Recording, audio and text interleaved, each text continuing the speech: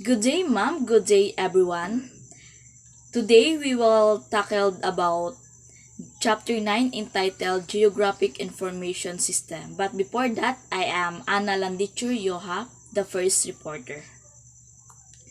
So, JAS or Geographic Information System are commonly employed in a wide range of hydraulic studies. This system can be used to store, query, and analyze geographic data, and current applications include the native integration and the handling of data for hydraulic modeling. So, sa Geographic Information System, magagamit natin ito for store, query, and analyze geographic data and current applications na magagamit natin sa ating data for hydraulic modeling. So, JAS have become useful and very important tools in the field of hydrology to study and manage its water sources. In this chapter, primarily focuses on U.S. federal sources of model input data, including elevations, soil, land cover, land use, basin, and hydraulic networks, and meteorological datasets.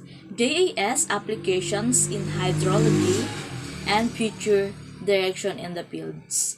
So, sa GIS po, there are some applications in hydrology. First is monitored groundwater prediction, runoff computation, estimate groundwater, estimate precipitation, evaluate soil moisture content, modeling, identifying water harvesting site, and many more. Next, introduction. So, our computer system for storing, querying, analyzing, and displaying geospatial datasets. So, sabi ko nga, JIS, ang computer systems are very important for storing, querying, analyzing, and displaying some datasets. So, the term was coined by Roger Tolemson of the Canada Land Inventory or Tolemson 1984, first system being used to store, collate, and analyze data about land usage in Canada. Si Roger Tomlinson from Canada, siya yung unang nakapaggamit nitong system.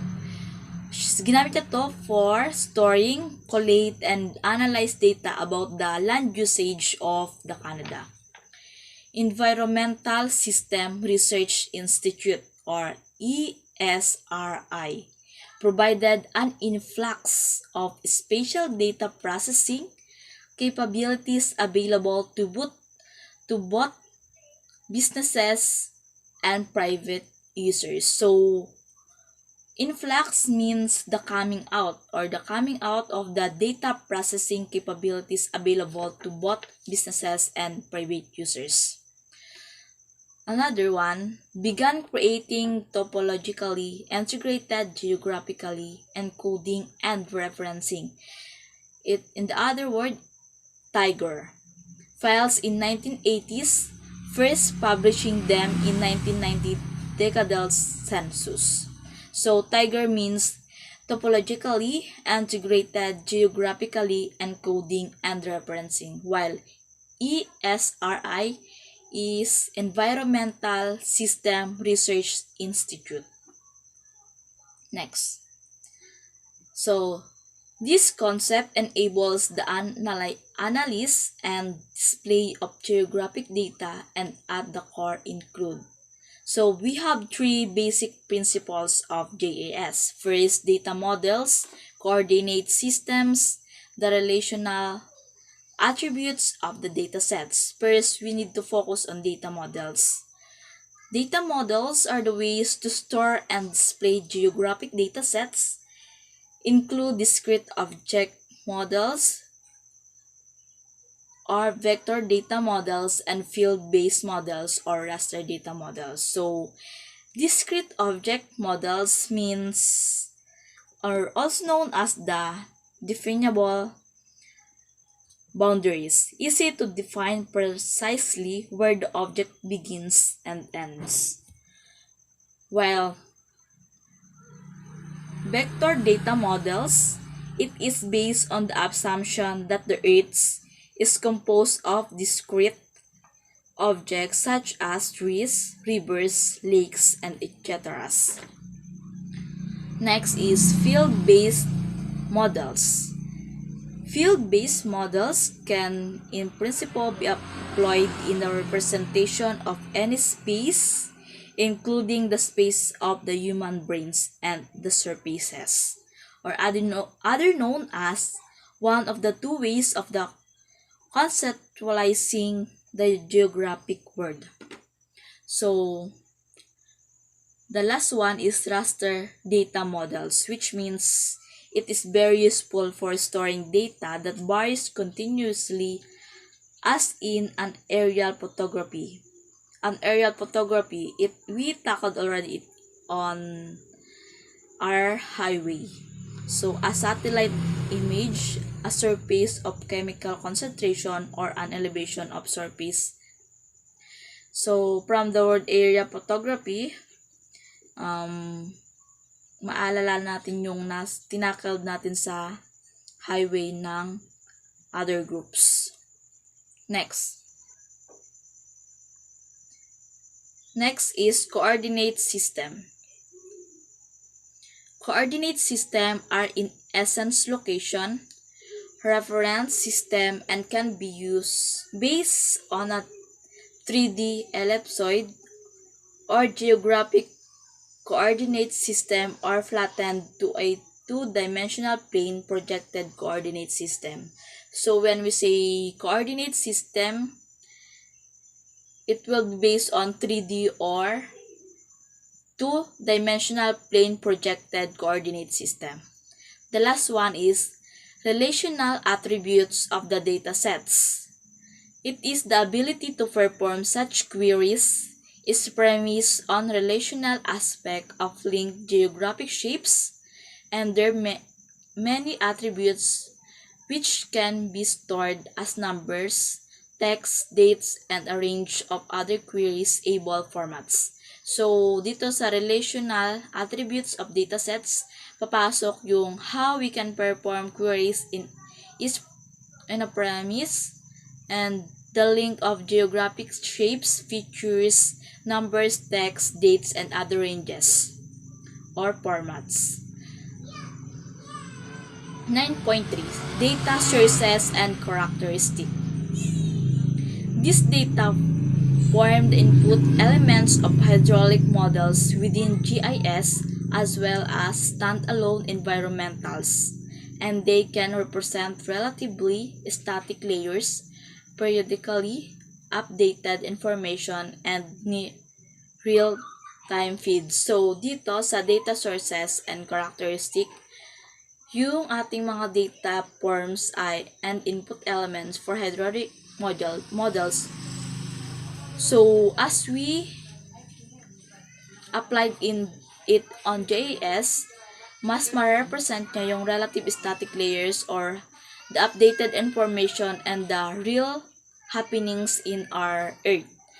Next, the wide range of data sets, the constantly changing landscape of data delivery and agency responsibility, and data standard hit at the importance of understanding what data sets to use and when. So, dito sa data sources, the more na mas malawak ang ranges ng ating data sets, mas marami tayong makakalat na informations and madideliver sa other researches and how important JS and to our real life or paano natin ito maiintindihan sa mas maraming research pa gamit ang data sources. Next, Model input data. Model input data. First, we have elevation data sets. Elevation is a basic input data hydraulic models in determines derivative terrain characteristics including slope, aspect, hydraulic networks, and others. So, first we have elevation datasets. Papasok dito yung how we can determine the derivative terrain characteristic including the slope, aspects, or hydraulic networks, and others. So, dito yung sample of table sources and accuracy of selected available elevation datasets. So, source data, H resolution, source date, source type, V accuracy, typically application. Diyan pinapakita sa table yung accuracy selected available elevation of datasets. So, next. Yun yung digital terrain model or digital surface model. Just sa figure 9.1, it is the comparison of DSM and DTM sources accuracy of selected available elevations datasets. Next. Another model input data is soil characteristic. Data on soil composition is critical in hydraulic studies, with soil database accuracy being increasingly recognized as important consideration. So, dito sa soil characteristic, papasok yung soil composition, kung paano natin mapag-aaralan yung isang composition ng lupa or how important is it for our earth, for our research or model input data. So that's all. The next topic will be continued by my groupmates. So ayan, bilang pangalawang reporter ay bibigyan ko ulit ng kaunting kahulugan kung ano nga ba ang GIS or Geographic Information System before I proceed sa aking part. So when we say geographic kasi, ito yung pag-aaral ng mga lupain, mga features, mga naninirahan, at mga phenomena na nagaganap sa mundo. Then kapag sinabing GIS or Geographic Information System, dito napapasok yung masusing pagkuha or pag-aaral ng mga impormasyon na kung saan nangangahulugang maaari din itong makapagbigay ng solusyon to those spatial problems. So, ayan, next we have land cover, land use. So, ayan, sinasabing ito ay isa sa mga pinaka-importanting input ng datasets.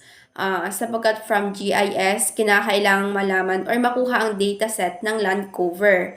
So, ano nga bang mga nakapaloob doon? Ito yung mga vegetation, water, bare soil, or urban infrastructure, and land use na kung saan ipinapahayag dito ang paggamit ng mga tao sa land.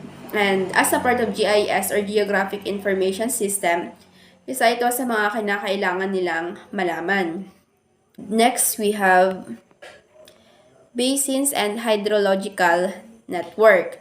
So, as I remember, it is already discussed sa mga naunang reporter. So, isa din ito sa mga naistukuyan at obserbahan ng GIS or Geographic Information System. Sa pag-aaral na ito ay ginagamitan ng GIS software na kung saan isa sa mga component ng GIS na nagpapatakbo ng database upang malaman or maunawaan ang input at output ng data. So, ayan, next. We have meteorological data set. So, ayan, this data consisting physical parameters na direktong sinusukat sa pamamagitan ng instrumentation. So, dito ipanapakita ang kinabibilangan ng temperature, dew point, direksyon ng hangin, bilis ng hangin, visibility, kasalukuyang panahon at precipitation. So, ayan, we have ancillary data. So, kapag sinabing ancillary data ay it is also a data that has been added to a given data and uses as the same form of transport. Halimbawa nito ay ang mga cover art images, for media files or streams, digital data added to a radio or television broadcast. So next, ayan, we have a table. And those, ang table na yan, table 9.2, that's highlights some of the more commonly used ancillary datasets for hydrology application. So, hindi ko na rin siya masyadong ipapaliwanag kasi highlights lang naman siya ng mga ancillary datasets. And then, we have data model and repositories. So, ayan. So given the large amount of data sources, the usefulness of data distribution services and models are evident. Many of data sources mentioned earlier can be found concurrently at the same repository, making the retrieval of data much easier. So ayan, sabi nga, because of the large amount of data sources, ang mga information na ito ay naging kapaki-pakinabang at mas naunawaan. And we have here the example. So, NASA's Earth Observing System Data and Information System distributed active archive centers provide many web-based interface tools to search and subset the data of any its past or current Earth observing satellites and field measurement campaigns. 9.3.2 Data Models and Repositories. The EPAS, Automated Geospatial Watershed Assessment Tool, collates the data needed for a common hydrological model soil and water assessment tool, or SWAT, and uses a GIS to aid in the automation of the spatial parameterizations. The environment data collector has been developed into an extension of ESRI's ArcGIS platform and allows users to connect to download and the environment data served by thematic real-time environmental distributed data service directly into the GUI for display and analysis. Yung Automated Geospatial Watershed Assessment Tool,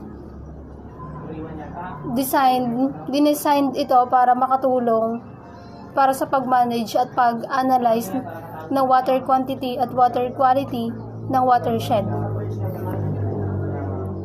Sunod ay 9.3.3 Data Integration and Handling. As innovation in hydrologic modeling in GIS continue to progress, the volume of the data required and how they are handled and processed need to be addressed through the increase in computer processing speed and advanced data formats.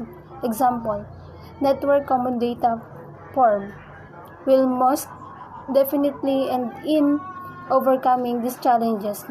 The new paradigms of data collection and sharing will play a large role as well. So, habang patuloy na umuunlad ang hydrologic modeling, kailangan din ng mga data kung paano gamitin sa bawat proseso. So, ang sunod ay representation of model inputs. A key aspect of hydrologic modeling that is facilitated by GIS is the spatial representation of the input data to the model. The spatial representation of the data forms and basis for the calculation of model parameters in a spatial framework and can generally be divided into several categories.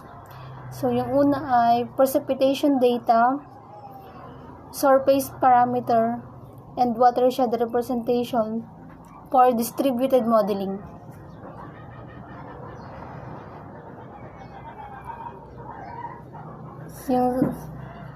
Yung precipitation data is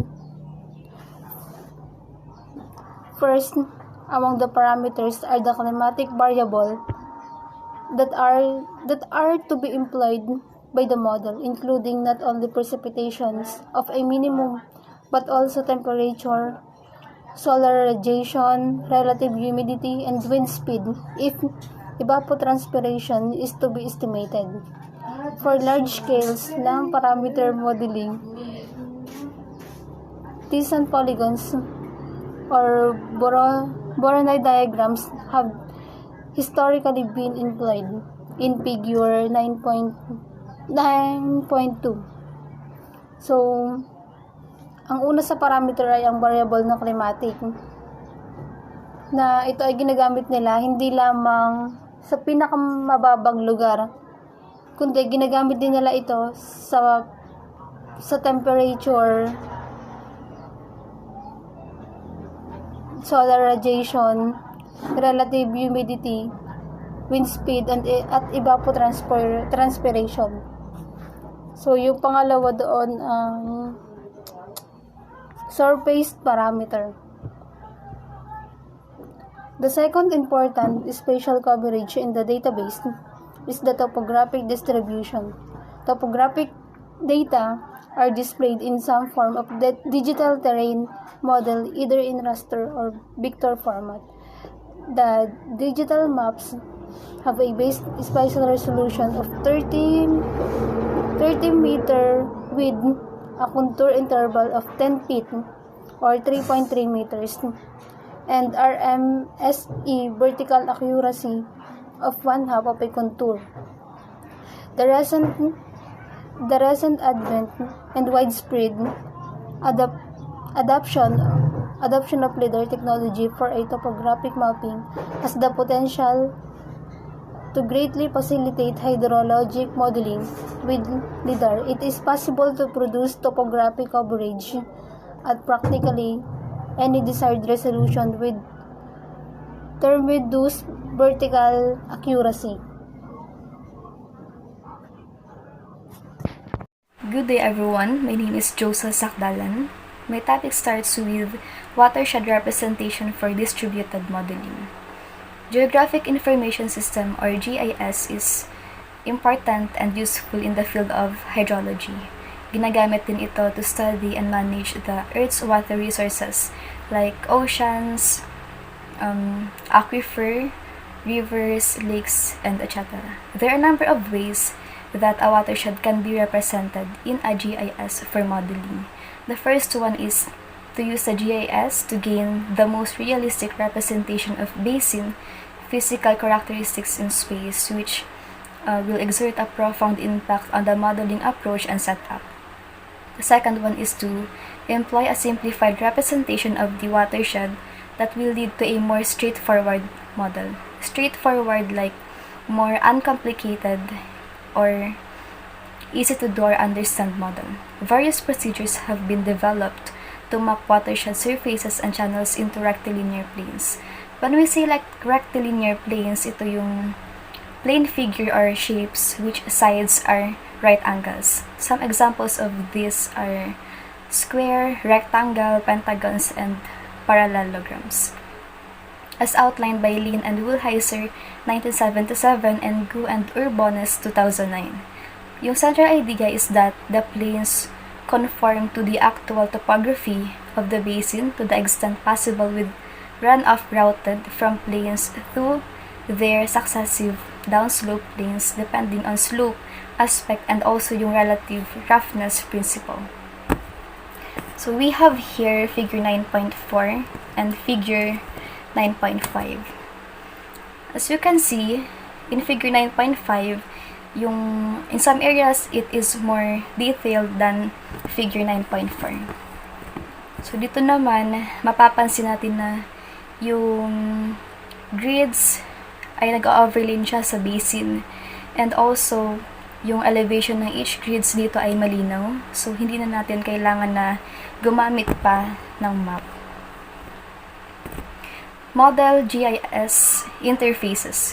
In the early years of GIS, modeling techniques and yung analysis were limited to research specialists, kung saan yung mga detailed text-based datasets were created and ginagamit as input files via a command prompt programs.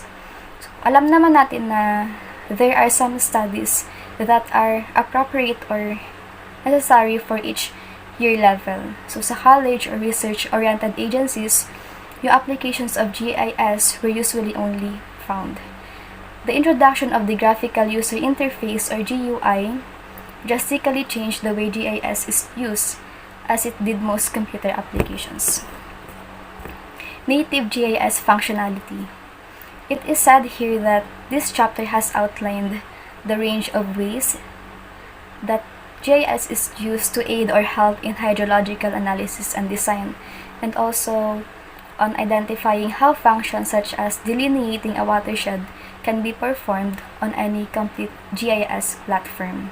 Given the rising influence of GIS on the field of hydrology, there are certain platforms have hydrology-specific modules that make the analysis more straightforward. One example of this is yung GRAS, or yung Geographic Resources Analysis Support System, which contains a number of modules for management, processing, analysis, and visualization, as well as modules for the hydrological sciences.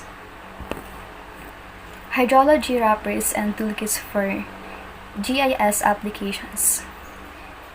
GIS is frequently used in hydrology as an interface with existing distributed and semi-distributed models. And also, ito rin yung reason for the popularity ng mga distributed models, as it often used as a static spatial database manager. Also, ito rin ay na-apply to the pre- and post-processing of hydrologic models. However, there are some hydrologic modeling software that is fully integrated into a GIS with complete functionality. Current status and future directions. 4D modeling is the next major frontier in geospatial analysis. Within GIS, it is important to distinguish 3D visualization and 3D mapping. The mountain in Google Earth is just a visualized DEM underneath a folded 2D raster. Moving from 3D visualization to actual 3D maps in GIS is a development on the horizon. Yung 3D visualization is explanatory illustrations that represent the scale of the real-world objects. However, yung 3D mapping naman ay dito natin makikita yung locations of each places sa map. And mas mabi-visualize natin yung height, depth, width, also yung size, shape, and texture ng isang object, like for example, yung building or mountain.